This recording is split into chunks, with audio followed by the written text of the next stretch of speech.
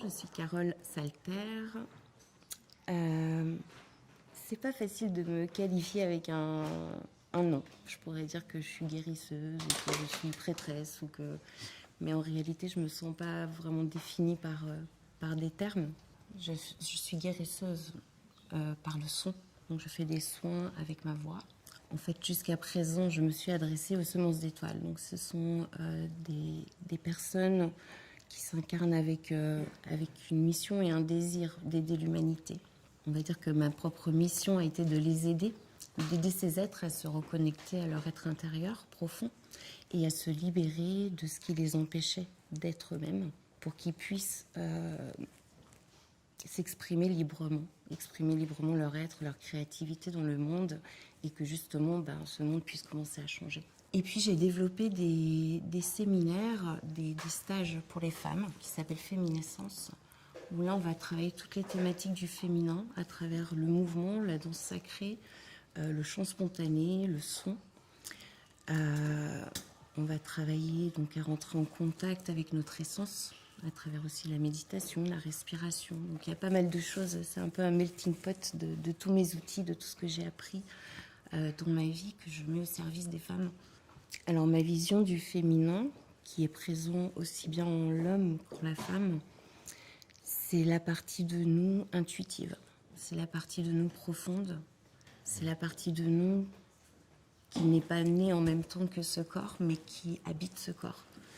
C'est la partie de nous qui est capable de créer, d'imaginer, de ressentir. Voilà, c'est plutôt la partie rationnelle, on va dire.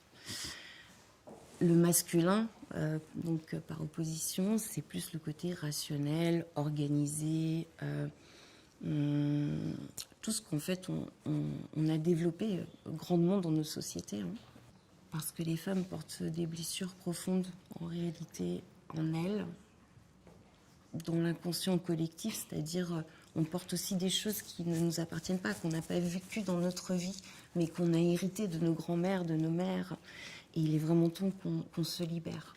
Parce que la femme est porteuse de ce féminin sacré avec... elle a plus de facilité d'accès, on va dire. Elle a une intuition plus affinée si elle prend le temps de l'écouter. Donc ce que je conseillerais aux femmes pour qu'elles se reconnectent avec leur féminin, c'est avant tout d'apprendre à s'écouter. De prendre le temps de s'écouter.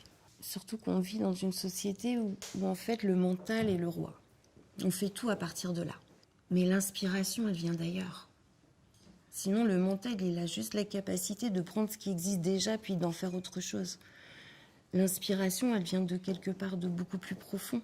Un autre conseil que je donnerais aussi aux femmes et aux hommes qui veulent rentrer en connexion, en contact plus profond avec leur être intérieur, donc avec leur féminin, c'est d'éteindre leur télé, leur ordinateur, leur iPhone régulièrement, de prendre des temps de silence, de connexion avec la nature, de connexion avec des êtres en chair, en chair et os, véritable, d'être attentive à la nourriture dans tous les sens du terme. C'est d'être attentive à de quoi est-ce que je me nourris, de quel type d'énergie est-ce que je me nourris, à travers ce que je regarde à la télé, à travers les personnes que je fréquente, à travers la nature. Si on oublie ce qui est naturel, ce qui est réel, on risque de s'éloigner de plus en plus de cette partie